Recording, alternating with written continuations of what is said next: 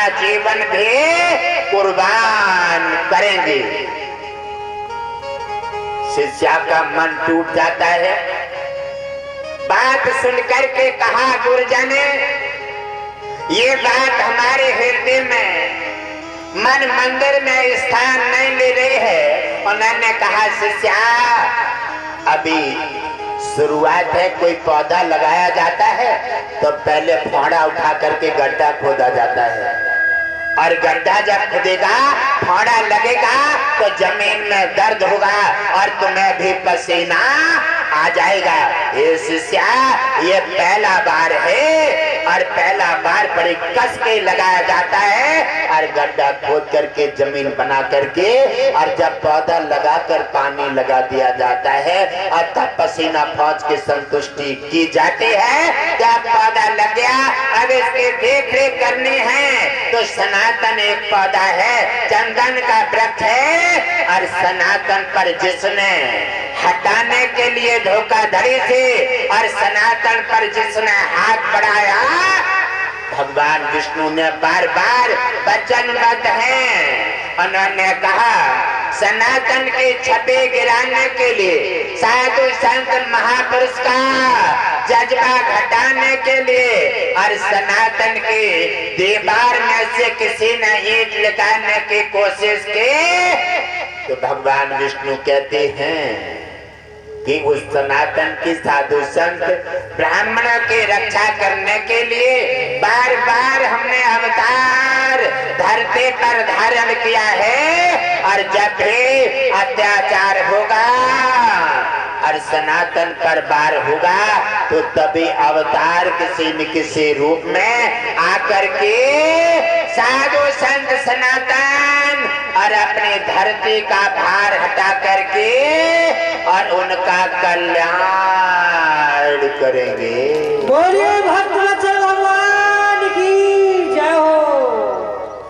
तो सुब्री से कहने लगे कि हे शिष्या, आगे आने वाला समय ऐसा नाजुक आ जाएगा जब कोई भी धर्म का सहारा नहीं देगा, हर व्यक्ति स्वार्थी हो जाएगा और धर्म को पाखंड बना करके धर्म की निंदा और हंसी मजम्मत बनाई जाएगी।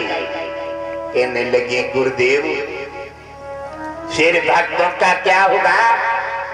तब उन्होंने कहा शिष्या, घबराओ मत, घबराओ मत, हम तुम्हें रास्ता मार्ग दे करके और तुम्हें आगे का एक इतिहास की सीढ़ी बनाना चाहते हैं, और ध्यान दे करके सुने, हमारी बात पर अमल करें और मन मंदिर में स्थान दे दें और हमेशा हमारी बात कभी भूलना नहीं है। कहने लगे गुरुदेव, आप कृपा करके सुनाइए। उन्होंने कहा हे शिष्या, जब समय अत्यंत नाजुक आ जाएगा और धर्म का कोई भरोसा नहीं करेगा और सनातन दिग्विगाना लगेगा, लेकिन शिष्या गुरुदेव की बात को, गुरुदेव के विश्वास को कभी भी तोड़ना नहीं है और उनकी बात और विश्वास को हमेशा पानी लगाते रहना है। आस्था के साथ गुरुजनों की बात का साथ रखते हुए और ध्यान देना है, और गुरुजनों की बात के सहारे तुम्हारा भी नाम एक दिन इतिहासों में अमर हो।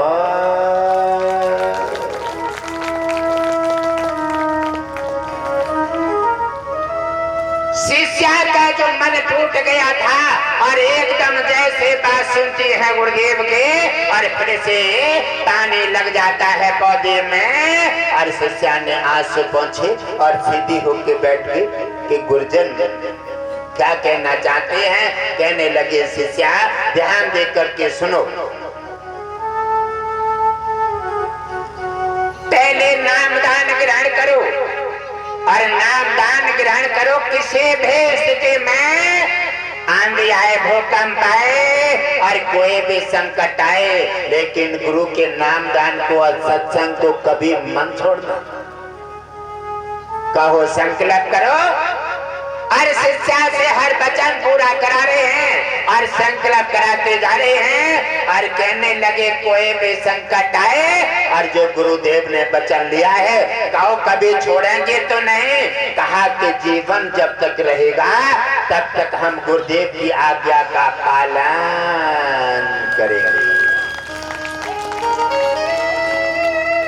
गुरुदेव ने देखा शिष्य के आंखों पर नजर डाली और उन्होंने कहा कि दमदारी है और कहने लगे शिष्य समय आने पर कितना भी समय तुम्हारे भक्ति पर वार करे और समय आने पर अपने भी वीराने हो जाते हैं। भक्ति का सबसे बड़ा पहलू है कि अपने गैर हो जाते हैं। चाहे कोई भी कितना भी टकरार हो और चाहे अपने भी दुश्मन बन जाए, जीवन पर भरे पार हो जाए, लेकिन कुछ भी हालात बिगड़े, लेकिन सुबरी गुरुदेव की बात को कभी भी पीछे मत छोड़ना। और सुबरी ने उठ करके गुरुदेव के चरणों में पैर से रख करके और पैर पकड़ लिए और संकल्प लिया गुरुदेव जब तक हमारा जीवन में श्वास है और तब तक हम गुरुदेव की आज्ञा आदेश का पालन करेंगे।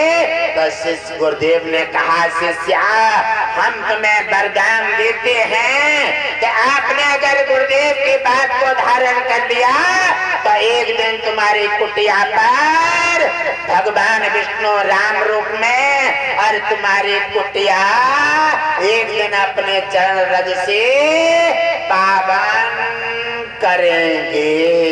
बोलिए सदगुरुदेव भगवान की जय हो। और चरण कमलों के रज से पावन करेंगे और उस समय तुम्हें दर्शन दे करके तुम्हारे तमाम जीवन का निखार करके और तुम्हारा कल्याण करेंगे और सनातन का जज्बा बढ़ा करके इतिहासों में तुम्हारी एक कथा ये उतारेंगे और उसी समय से हे सुब्री तुम्हारा नाम इतिहासों में बड़े इज्जत और बड़े सम्मान के साथ दाखिल होगा।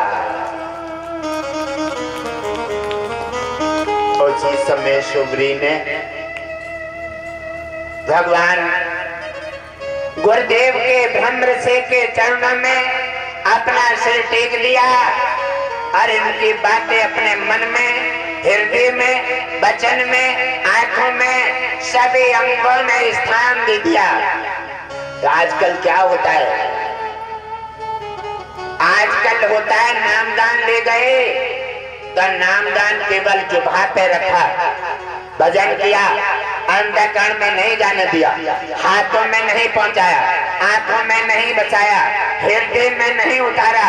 और जब आपका नामदान एक कई भाग में बटा हुआ है तो आपकी 10 इंद्रियां हैं और 9 इंद्रियां आपकी खाली हैं और एक इंद्रिया में आपका नामदान प्रवेश किया है तो आपकी 9 इंद्रियां तब तक किसी ने अपना अधिकार बना दिया है और इसीलिए नामदानी निष्फल हो जाता है और टूट करके अपने रास्ता से मुकर के और नाना प्रकार से नामदान उसका विफल हो जाता है, क्योंकि वो सुबरी की तरह अपने हृदय में, अपनी इच्छा में, अपनी आत्मा में, अपने भाव में, अपने वचन में, अपने भोजन में, अपने सोने में, अपने रहन सहन में सुबरी ने गुरु का वचन हर जगह दाखिल कर दिया। कोई जगह ऐसी नहीं छोड़ी है। बार बार अत्याचार, बार बार अधर्म सुबरी की तरह बार बार टकरार लेता है, लेकिन जब भी देखता है वो दरवाजा भरा हुआ दिखता है। आता है और देखता है कि यहाँ भी नामदान गुरु की आज्ञा तैयार पैरा दे रही है और देखता है कि हाथों में प्रवेश करो, हाथों को निष्फल कर दो। वहां भी देखा कि गुरु की आशीर्वाद आज्ञा पहरा दे रही है और देखा कि भोजन में प्रवेश कर जाओ। कहा शैतान बार बार प्रहार करना चाहता है और कहा भोजन में प्रवेश कर जाओ। लेकिन देखा भोजन में भी गुरु की कृपा लगातार अपना अधिकार बनाए हुए है, तो भोजन में भी प्रवेश करने को मौका नहीं मिला। कहने लगा पानी में प्रवेश कर जाओ। बाणों में भी सुबरी ने गुरुदेव की वाणी में अपना वाणी का रस पान करा दिया है। और सुबरी ने ऐसा कोई मार्ग नहीं छोड़ा जहाँ से अत्याचार, छल कपट, धोखा, स्वार्थ और कोई भी चीज सुबरी के अंदर प्रवेश कर सके। आजकल क्या करते हैं, इसलिए निष्फल हो जाते हैं।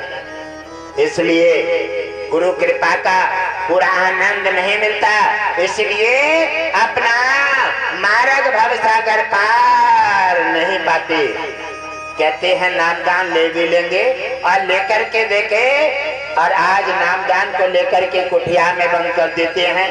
और 6-6 महीना, साल भर नामदान लेकर के कभी गुरु के दर्शन और सत्संग में नहीं जाते।